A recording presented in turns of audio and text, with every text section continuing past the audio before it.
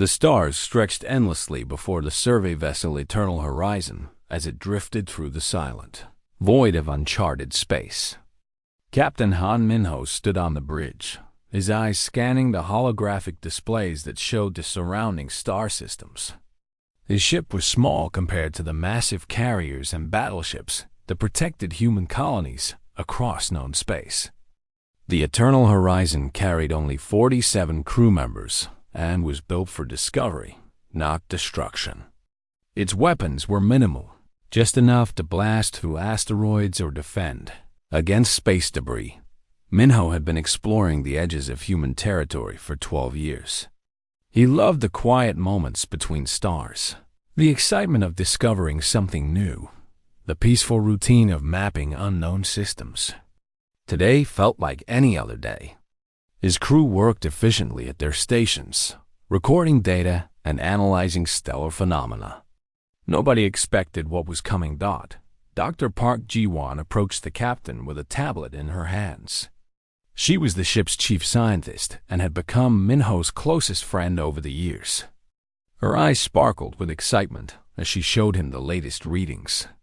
They had discovered something extraordinary on a nearby moon. Ancient ruins covered its surface, structures that predated any known civilization in this sector. The discovery could change everything humanity knew about galactic history. Minho gave the order to investigate. The Eternal Horizon changed course and approached the desolate moon. Within hours, they were in orbit, scanning the structures below. Engineer Choi Dan prepared the landing shuttles while Ji-won assembled her research team. The ruins were massive, built from materials that still gleamed despite countless millennia of exposure to radiation and cosmic dust. Strange symbols covered every surface, telling stories in a language no one had ever seen. The crew spent 3 days exploring and documenting everything they found. Ji-won worked tirelessly, photographing and analyzing every detail. Daehan discovered something even more remarkable in the lower levels of the largest structure. Technology. Ancient devices that still held traces of power after millions of years.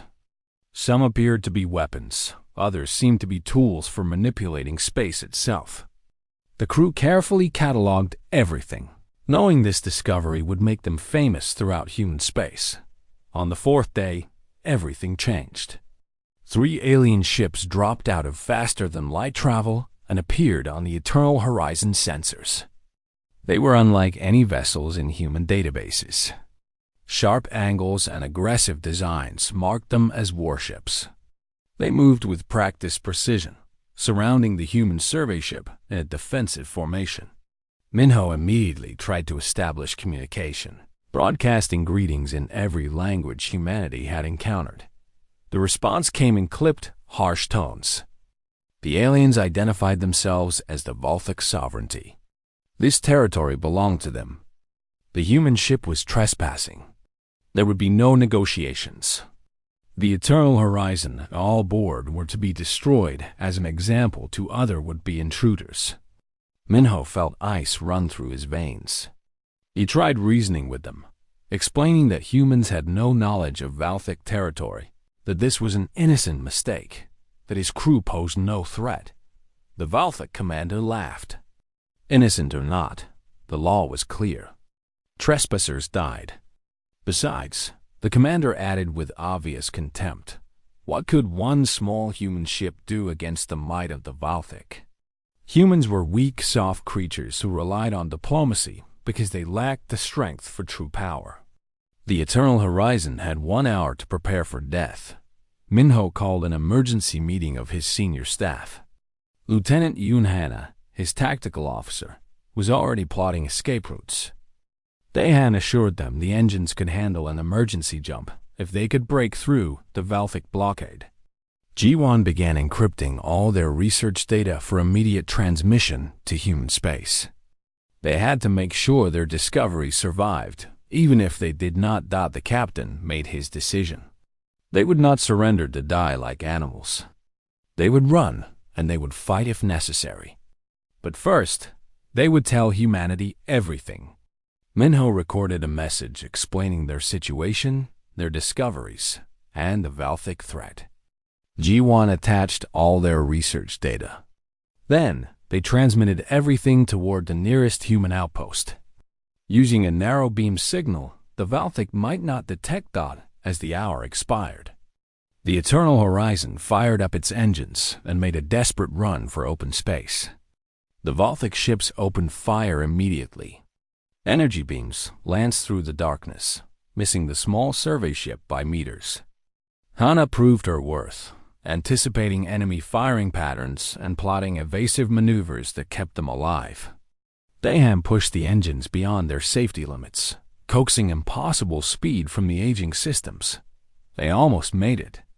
The jump drive was charging, just seconds away from allowing them to escape to faster-than-light speeds.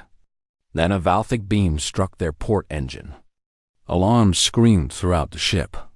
The jump drive shut down automatically to prevent a catastrophic explosion. They were trapped. Minho refused to give up.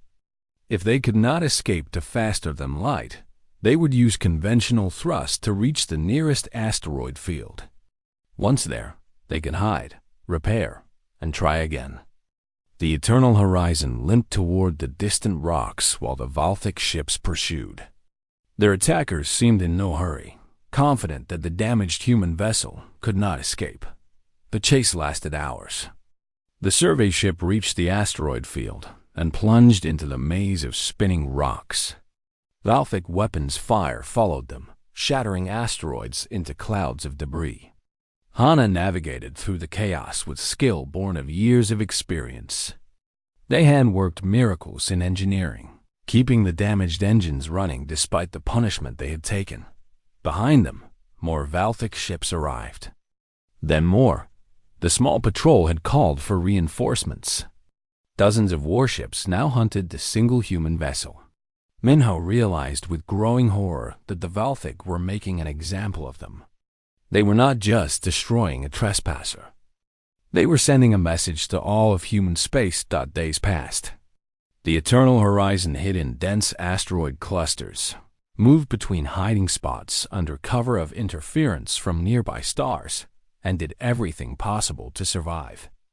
The crew worked without sleep, running on emergency rations and determination. They destroyed 2 Valthic patrol ships with clever traps, using the asteroid field itself as a weapon. The more ships kept coming. On the 8th day of the chase, G1 made a crucial discovery. The ancient technology they had found on that moon could briefly disrupt Valthic sensors. It was not much, but it gave them a fighting chance. Dahan integrated the alien devices into their systems. The next time Valthic ships came close, the Eternal Horizon vanished from their sensors long enough to slip away. But the Valthic response was overwhelming. They called in more ships, and more. The pursuit force grew to 50 vessels, then 100, then more. Back in Valthic space, military commanders watched reports of the chase with growing frustration and rage. A single small human ship was evading their forces, making them look foolish. Supreme Commander Thorvax made a decision that would echo through history. He assembled an armada. 300 warships would hunt down and obliterate the Eternal Horizon. The humans would learn what happened when they defied the Valthic sovereignty. Every species in the galaxy would learn. Mercy was weakness, and the Valthic were not weak. The massive fleet jumped into the system, and Captain Han Minho knew their time had finally run out. 300 warships filled the space around them like a swarm of metal predators. Captain Han Minho stared at the sensor readings and felt his heart sink. The Valthic had brought an entire battle fleet to destroy one survey ship. The message was clear. They wanted to make the Eternal Horizon's destruction into a spectacle, a warning that would terrify any species that dared challenge Valthic authority. The crew gathered on the bridge in silence. They all knew death was coming, but nobody suggested surrender. They had seen what the Valthic did to prisoners through intercepted communications. Death in battle was better than what awaited captives. Lieutenant Yunhana was already plotting their next move, searching for any possible escape route through the massive enemy formation. Engineer Choi Dan spoke first. He had been working on something during their days of running and hiding. The ancient alien technology they had discovered could do more than just disrupt sensors. He had found a way to weaponize it. The devices could create small tears in space, like miniature black holes that existed for only seconds. If they could get close enough to Valthic ships, they could use this as a weapon. It was dangerous and experimental, but they had nothing left to lose. Dr. Park Ji-won had her own discovery to share. She had been studying the alien ruins database and found star charts. The ancient civilization had mapped this entire region of space. She knew where every nebula, every gravity well, every spatial anomaly existed within 100 light-years. She could guide them through terrain that would challenge even experienced Valthic pilots. Minho made his decision. They would not run anymore. They would fight. Not to win, because that was impossible. They would fight to hurt the Valthic, to make them pay for every meter of space, to show them that humans did not die quietly. And they would keep transmitting data back to human space. Their people needed to know what happened here. The eternal horizon accelerated toward the nearest nebula, a massive cloud of gas and radiation that would interfere with sensors and weapons. The Valthic fleet pursued, firing from maximum range. Energy beams lit up the darkness, but Hana kept them moving, dodging and weaving through the incoming fire. They plunged into the nebula's edge, and visibility dropped to almost nothing. Inside the clouds, the battle became a deadly game of cat and mouse. Valthic ships entered cautiously, spreading out to search for their prey. The eternal horizon waited in ambush, using the ancient alien sensors to see what the Valthic could not. A patrol of 3 ships passed close by. Dahan activated the weaponized technology. Space rippled and tore. One Valthic ship simply ceased to exist, torn apart by forces it never saw coming. The other 2 scattered in panic. The human crew cheered. It was a small victory, but it proved they could fight back. Over the following days, they destroyed 11 more Valthic ships using hit-and-run tactics. They would appear from the nebula's depths, strike, and vanish before reinforcements could arrive. Each time they attacked, Ninho transmitted a message identifying themselves and explaining why they were there. He wanted the galaxy to know that humans were explorers, not invaders. The Valthic Supreme Commander Thorvax watched the reports with growing rage. His massive fleet was being harassed by a single damaged survey ship. His subordinates whispered that perhaps humans were not as weak as they thought. Thorvax responded by sending more ships into the nebula and ordering them to destroy everything inside, civilian or military. He did not care about collateral damage. He wanted the humans dead. The intensity of the hunt increased. The Valthic sealed off all exits from the nebula and began systematic searches. They fired blindly into the clouds, hoping to get lucky. Several times they almost succeeded. The eternal horizon took more damage. Systems began failing. The crew worked around the clock to keep everything running. They ate cold rations and slept in shifts. Exhaustion set in, but they refused to give up. Back in human space, the eternal horizon's transmissions had reached their destination. The initial message, sent weeks ago, had caused shock and outrage. Now, as more messages arrived showing the crew's desperate fight, human worlds erupted in anger. They watched their people hunted like animals. They saw brave explorers fight impossible odds with courage and ingenuity. And they demanded their government do something. On Earth, Fleet Admiral Nam Hyunwoo received the transmissions in his office. He was an old soldier who had fought in humanity's expansion wars decades ago. He watched Captain Minho's logs, saw Dr. Jiwon's research data, heard Engineer Daehan's status reports as systems failed one by one. These were not soldiers. They were scientists and explorers. They had done nothing wrong, and they were going to die because the Valthic could not tolerate anyone challenging their authority. President Kim Soo-yoon called an emergency session of the World Council. Representatives from every human colony attended via hologram. They debated for hours. Some argued for caution, warning that war with the Valthic could cost millions of human lives. Others demanded immediate action, saying that allowing such an atrocity to go unanswered would invite more attacks. The debate raged while in distant space. The Eternal Horizon continued its doomed fight.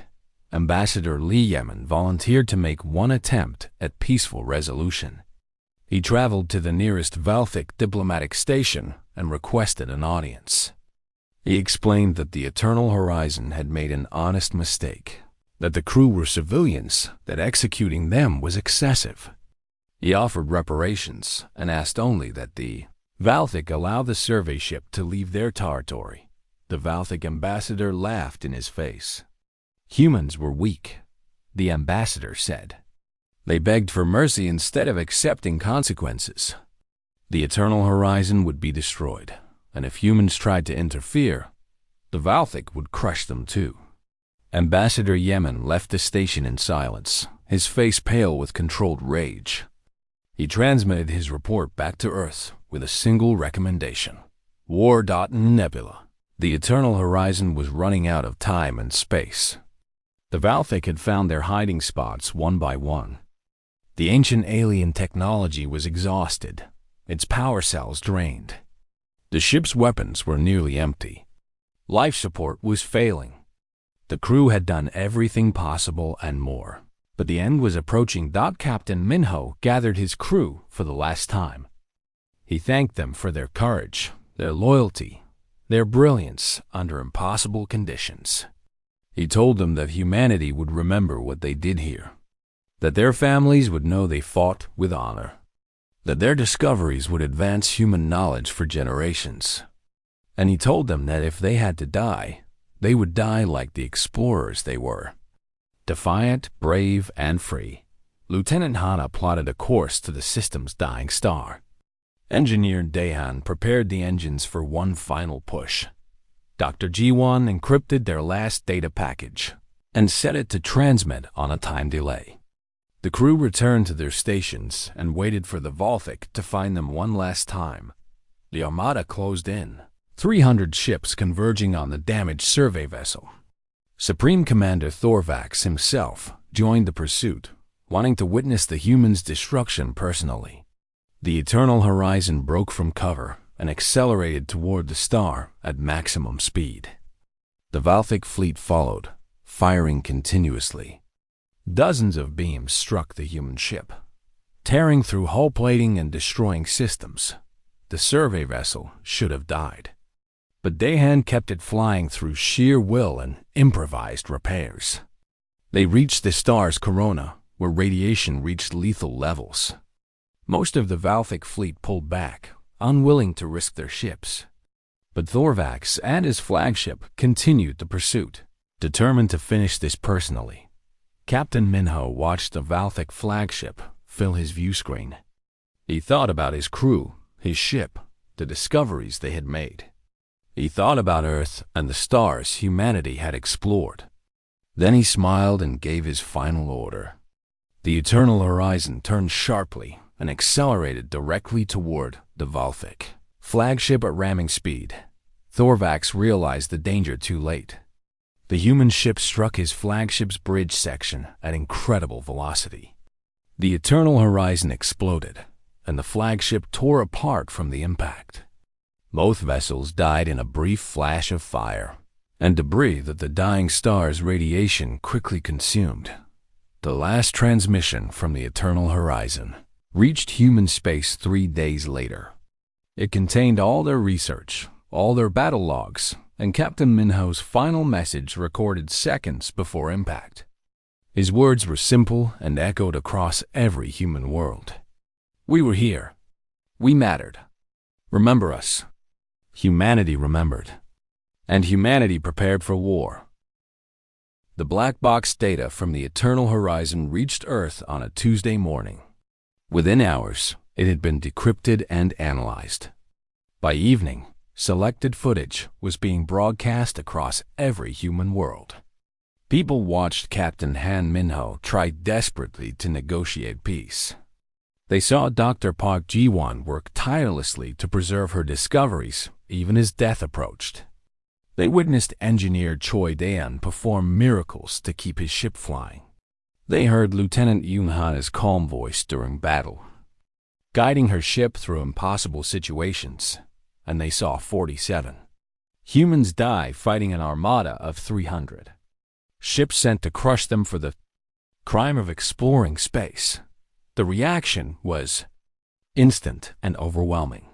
Protests filled the streets of every major city. People demanded justice. They demanded action. They demanded that their government show the Valthic and every other species in the galaxy that humans would not tolerate such atrocities. The peaceful explorers who had spread across the stars were awakening to rage. President Kim Soo-yoon stood in the World Council chamber and looked at the faces of humanity's leaders. Some were crying. Others showed barely controlled fury. All of them knew that history was turning on this moment. The decision they made today would define humanity for centuries to come. Choose peace, and they would be seen as weak, inviting more attacks. Choose war, and millions might die in the conflict. Ambassador Lee Emin stood to speak. He described his meeting with the Valthic ambassador, the contempt and mockery he had received.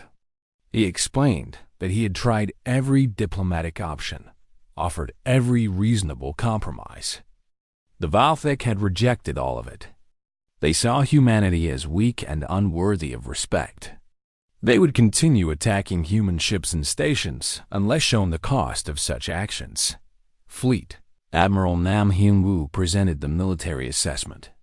Humanity had been building its fleet for decades, preparing for threats that might never come. Those preparations were about to prove their worth. The human navy was smaller than the Valthic Armada, but technologically superior. Human ships used advanced artificial intelligence for targeting and tactics.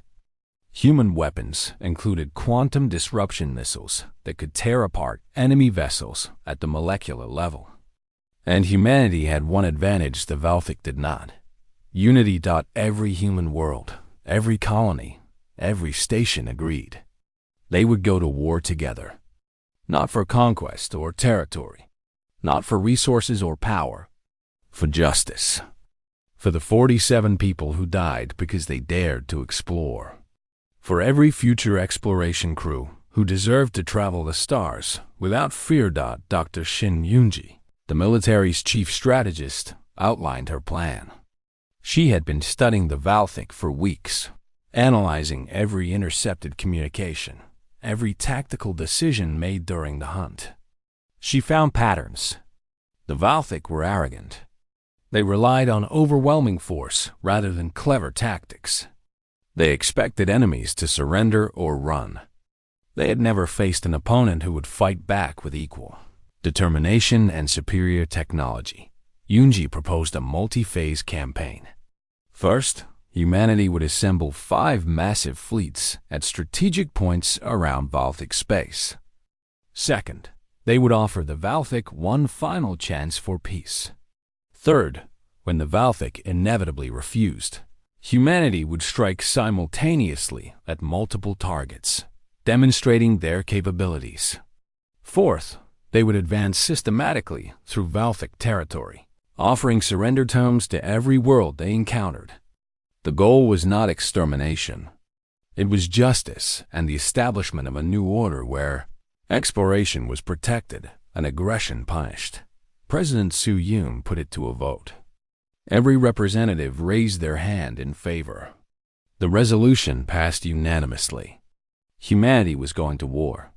But this would not be a war of conquest or revenge. It would be a war of accountability. The Valthic had sent 300 ships to destroy one. Humanity would send 2,000 to teach them the consequences. The mobilization began immediately. Ships that had been in reserve for decades were activated and crewed. Weapons platforms that had never fired outside of testing ranges were armed and prepared. Marines trained for boarding actions. Pilots practiced combat maneuvers. Engineers worked around the clock to ready every vessel. The entire human sphere transformed into a war machine. Captain Han Min was pulled from retirement to command the dreadnought Unbroken Will. He was 60 years old and had hoped to never fight again. But when he learned about the Eternal Horizon, when he watched Captain Minho's final transmission, he volunteered without hesitation. His ship would lead the vanguard of the First Fleet. He handpicked his crew from volunteers, choosing experience over youth, wisdom over enthusiasm. Colonel Park Hai-jin assembled her Marine regiment from across human space. She had fought in the colony rebellions 20 years ago and knew the cost of war better than most. She did not want to fight, but she would not allow the Eternal Horizon's crew to die unavenged. Her Marines would board Valthic stations and ships, offering surrender terms before firing a shot. This war would be fought with honor, even if the enemy had none. The families of the Eternal Horizon's crew were brought to Earth for a memorial service. President Suin spoke to them personally, promising that their loved ones would not be forgotten. The government established a foundation in the crew's name to support future exploration and protect civilian vessels. Every ship in the human fleet would carry the names of the 47 engraved on a memorial plaque. While humanity prepared, Ambassador Yemen made one final attempt at peace.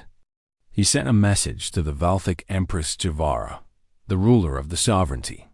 The message was simple and direct. Humanity did not want war. They wanted accountability. Turn over those responsible for ordering the Eternal Horizon's destruction. Pay reparations to the families. Agree to respect human territory and peaceful exploration. Do this, and there would be peace. Empress Zavara's response came within hours. She rejected every demand. The Valthic had done nothing wrong. The humans had trespassed and paid the price. If humanity wanted war, the sovereignty would crush them, just as they had crushed the survey ship. The message ended with a threat. Any human ships entering Valthic space would be destroyed. Any human colonies near Valthic borders would be seized. Humanity had until the end of the month to withdraw from all systems within 50 light-years of Valthic territory.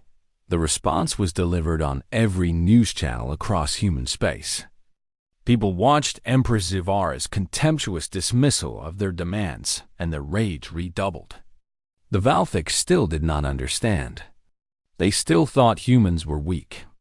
They were about to learn otherwise. Fleet Admiral Hyunwoo gave the final order. The 5 fleets jumped to their staging positions. Over 2,000 warships assembled at the borders of Valthic space. The largest military force humanity had ever gathered waited for the signal to advance. Crews checked their weapons one last time. Marines reviewed boarding procedures. Command staff verified targeting data. Everyone knew their role. On Earth, President Soo-yoon addressed humanity one final time before the war began. She stood before cameras with the memorial plaque from the Eternal Horizon behind her. 47 names gleamed in the lights.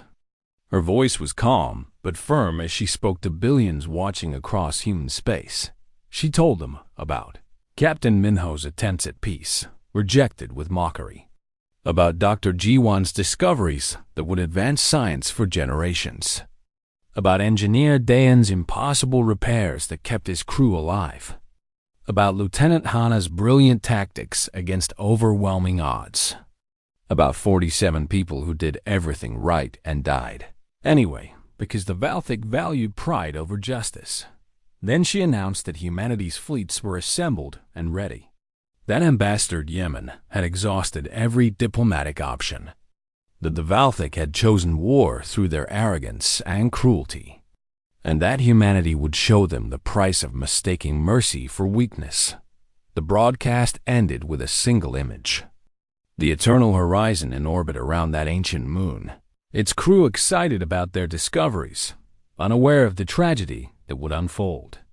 It was a reminder of what was being fought for. Not territory or resources. Not revenge or conquest. Justice. Protection. The right to explore the stars without fear. Fleet Admiral Hyunwoo transmitted the attack order. 5 fleets jumped into Valthic space simultaneously. The message broadcast on all frequencies was simple. You sent 300 ships for one. We brought 2,000. This is what happens when you mistake our mercy for weakness. This is what happens when you hunt our people. This is humanity's answer. The first galactic war had begun, and the Valthic sovereignty was about to learn that humanity remembered everything, forgave nothing, and protected their own with absolute determination. They had awakened a sleeping giant, and now they would face the consequences of that terrible mistake. The human fleet struck like lightning across 5 different star systems simultaneously. Valthic defense stations barely had time to raise shields before quantum disruption missiles tore through their hulls. Command posts that had stood for centuries vanished in brilliant flashes of light. Patrol fleets scrambled to respond, but found themselves facing enemies unlike anything they had encountered before. Captain and Minjae stood on the bridge of the Unbroken Will and watched his weapons tear apart a Valthic battlecruiser. The enemy ship was 3 times larger than his dreadnought, but size meant nothing against superior technology and tactics. His artificial intelligence targeting system identified weak points faster than organic minds could react. His weapons struck with precision that seemed impossible. Within minutes, the battlecruiser was drifting wreckage, but before each ship died, Minjae transmitted a message. He listed the names of the Eternal Horizon's crew. All 47 names, read slowly and clearly. Then he explained why his fleet was there, what the Valthic had done, what humanity demanded as justice. And he offered terms. Surrender now. Be treated with dignity. Fight and face destruction. Every ship heard the message. Every Valthic commander understood. Most chose to fight. They were Valthic warriors, proud and fierce. Surrender was shameful. They attacked the human fleets with desperate courage, refusing to yield even when victory became impossible. Human ships destroyed them efficiently and without mercy during battle. But survivors pulled from wreckage received medical care, food, and respectful treatment. This confused the Valthic more than anything else. Humans fought like demons, but treated prisoners like guests. Colonel Park Hae-jin led her Marines in the assault on Fortress Valderan, a military station that had never fallen in 800 years. Intelligence said it held 3,000 Valthic soldiers and enough weapons to supply an army. Conventional wisdom suggested a long siege would be necessary. Hae-jin had other ideas. Her dropships approached under cover of electronic warfare that blinded the fortress's sensors. Marines in powered armor breached the outer hull in 3 locations simultaneously. Valthic defenders rushed to meet them and found themselves facing enemies who moved faster, shot straighter, and fought with coordinated precision that seemed telepathic. The humans were linked by neural networks, sharing tactical data in real time. They knew where every enemy was before the Valthic could react. But Hae-jin's orders were clear. Disable. Do not kill unless necessary. Her Marines used stun weapons and concussion grenades. They targeted weapons and armor rather than bodies. The Valthic who survived were shocked to wake up in human custody, injured but alive. Hae-jin personally explained to the fortress commander that humans did not wage war on helpless prisoners. The commander, expecting torture or execution, found himself in a medical bay receiving treatment for his injuries. Fortress Valderan fell in 18 hours. The news shocked the Valthic military establishment. Their strongest defensive position had been taken faster than anyone thought possible. and the humans had offered surrender terms to every defender, treating those who accepted with unexpected compassion. It did not match Valthic propaganda about humans being weak and cowardly. Across Valthic space, similar scenes played out. Human fleets appeared without warning, destroyed military targets with frightening efficiency, then moved on. They avoided civilian areas carefully. When stray shots threatened population centers, human ships deliberately interposed themselves, taking damage to protect Valthic civilians. This behavior baffled Valthic observers. Why would an enemy protect those they could easily destroy? Dr. Shin Yunji's psychological warfare campaign was devastatingly effective. Every Valthic communication network received continuous broadcasts, messages from the Eternal Horizons crew, documentation of their peaceful mission, recordings of Valthic commanders ordering their destruction, Captain Minho's attempts at negotiation, and the mockery he received. The entire story was laid bare for every Valthic citizen to see. The propaganda could not survive truth. Valthic civilians watched and began to question. Their government had told them humans were inferior, aggressive, dangerous. But the recordings showed scientists and explorers simply trying to learn. The broadcasts showed Valthic forces hunting civilians like animals for sport. Public opinion began to shift, especially on border worlds that had never supported the aggressive military culture. Empress Ivara watched her empire crumble with growing desperation. Every battle was a defeat. Every propaganda broadcast was countered with documented truth. Worse, other species the Valthic had conquered were rising in rebellion. They saw humanity defeating their oppressors and took hope. Ships and weapons meant to fight humans were diverted to suppress uprisings. The sovereignty was being torn apart from within and without.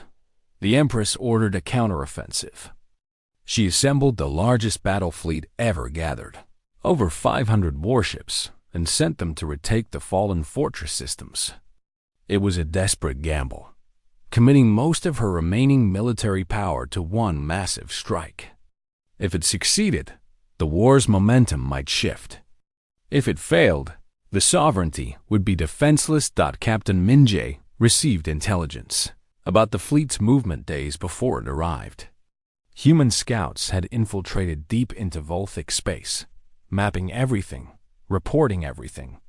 When the Valthic Armada jumped into the Thorvin Prime system, expecting to overwhelm scattered human forces, they found the entire First Fleet waiting in ambush. The Battle of Thorvin Prime lasted 6 hours and became legendary. The Valthic fleet outnumbered the humans 2-1, but numbers meant nothing.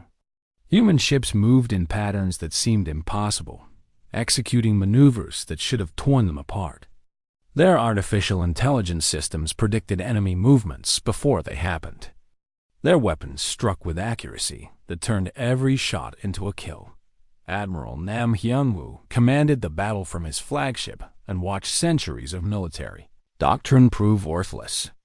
The Valthic fought bravely but predictably. They used standard formations, standard tactics, standard responses. Human adaptive systems countered every move instantly. When Valthic ships tried to flank, humans were already repositioning. When they concentrated fire, humans scattered and reformed elsewhere. It was not a battle. It was a demonstration. By the end, 300 Valthic ships were destroyed or captured. The humans lost 7 vessels, 3 of them to accidents rather than enemy fire. The disparity shocked everyone who heard the numbers. Fleet Admiral Hyunwoo transmitted his standard message afterward. The names of the Eternal Horizons crew. The explanation of why humanity fought. The offer of honorable surrender terms. This time, responses came. Valthic ships across multiple systems began accepting surrender terms. Entire stations offered to lay down arms if humans promised to protect them from loyalist forces. The Empire was fracturing. Soldiers who had believed in Valthic supremacy watched humans defeat them effortlessly while treating prisoners with dignity. They questioned everything they had been taught. Other species saw their opportunity. The Makari, conquered by the Valthic 2 centuries ago, launched full-scale rebellions. The Tolvans, tributaries forced to pay massive wealth annually, declared independence. The Sethic, whose worlds had been stripped of resources, rose up with captured weapons. Suddenly, the Valthic faced wars on a dozen fronts, and they had neither the ships nor the morale to fight them all. Empress Ivara made desperate attempts to rally her people. She broadcast speeches about Valthic honor and strength. She promised victory was near, that the tide would turn. But nobody believed her anymore. The humans had shattered the myth of Valthic invincibility. Worse, they had done it while showing more honor than the Valthic had ever displayed. The human advance continued relentlessly. System after system fell with minimal fighting as Valthic forces either fled or surrendered. Minjay's fleet liberated worlds where oppressed populations greeted them as heroes. Aijin's marines freed labor camps and returned stolen property to conquered species. Every action demonstrated that humans fought not for conquest, but for justice. Meanwhile, back in human space, the families of the Eternal Horizons crew watched the war unfold. They saw their loved ones' names broadcast before every battle. They saw the entire galaxy learn about Captain Minho's courage, Dr. Jiwan's brilliance, Engineer Dehan's determination, Lieutenant Hana's skill. The 47 were becoming legends, their memory driving humanity's greatest military campaign. 3 months after the war began, human fleets reached the Valthic homeworld. The capital planet was defended by the last remnants of the Sovereignty's military, less than 100 ships and the orbital defense platforms. It was not enough. Human forces could have destroyed everything within hours. Instead, Admiral Hinwu transmitted a message directly to Empress Sivara. She had 1 hour to respond. The message was simple: surrender. Face trial for ordering the deaths of civilian explorers. Allow the Valthic sovereignty to be dissolved and individual worlds to choose their own futures. Accept human oversight during the transition to ensure justice and prevent further atrocities. Do this, and there would be no more bloodshed. Refuse, and humanity would remove her by force. The hour ticked away while the galaxy held its breath. The surrender was broadcast across every world in Valthic space and beyond. Empress Zavara's single word ended the war, but began something new. Human fleets moved into position around the capital planet, not as conquerors, but as peacekeepers. The galaxy watched and wondered what humanity would do next. History showed that victorious species usually enslaved or exterminated the defeated. Would humans be different? President Kim Soo-yoon arrived at the Valthic homeworld 3 days after the surrender. She came not on a warship but on a diplomatic vessel, accompanied by legal experts, humanitarian workers, and representatives from species the Valthic had oppressed. She met with Empress Ivara in the Imperial Palace, under guard but treated with the dignity her position commanded. The Empress expected execution or imprisonment. Instead, she found herself in negotiations. Soo-yoon explained humanity's terms clearly. The Valthic sovereignty would be dissolved. Each world would gain autonomy and the right to govern itself. A war crimes tribunal would be established to prosecute those responsible for atrocities, including the hunting of the Eternal Horizon. Reparations would be paid to victims of Valthic aggression, and humanity would oversee the transition period to ensure justice was served. Zivara listened in silence. These terms were harsh but not cruel. Humans were not demanding vengeance or destruction. They wanted accountability and change. She asked what would happen to her. So-yoon's answer was direct. The Empress would face trial for her role in ordering civilian deaths. If found guilty, she would be imprisoned. But she would receive a fair trial with legal representation. Justice, not revenge. The tribunal began work immediately. Hundreds of Valthic military officers and political leaders were called to testify. Evidence was presented meticulously. The trial of Supreme Commander Thorvax, who had assembled the Armada to hunt the Eternal Horizon, became the most watched event in galactic history. Billions of beings across dozens of species watched as human lawyers presented the case against him. Thorvax defended his actions as following orders and Valthic law. The human prosecutor, a young liar named Kan Jisoo, demolished his defense systematically. She showed that even under Valthic law, the response was excessive. She demonstrated that Thorvax had enjoyed the hunt, that he had made it personal, that he had ignored multiple opportunities to allow the survey ship to leave peacefully. Most damning, she played recordings of him laughing about human weakness while 47 people fought desperately for survival. The tribunal found Thorvax guilty of war crimes and crimes against sentient life. The sentence was life imprisonment. He would not be executed. Humanity, Jisoo explained in her closing statement, did not believe in taking life unnecessarily. Even monsters deserve to live, just not in freedom. Thorvax was taken to a human-run prison facility where he would spend his remaining years. The message was clear. Accountability did not require cruelty. While trials proceeded, humanitarian efforts began across former Valthic territory. Human medical teams treated the injured, both Valthic and those they had conquered. Engineers helped rebuild destroyed infrastructure.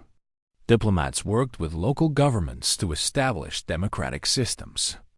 Every action demonstrated that humanity's goal was restoration, not exploitation. Colonel Park Hae-jin led her Marines in peacekeeping operations across a dozen worlds.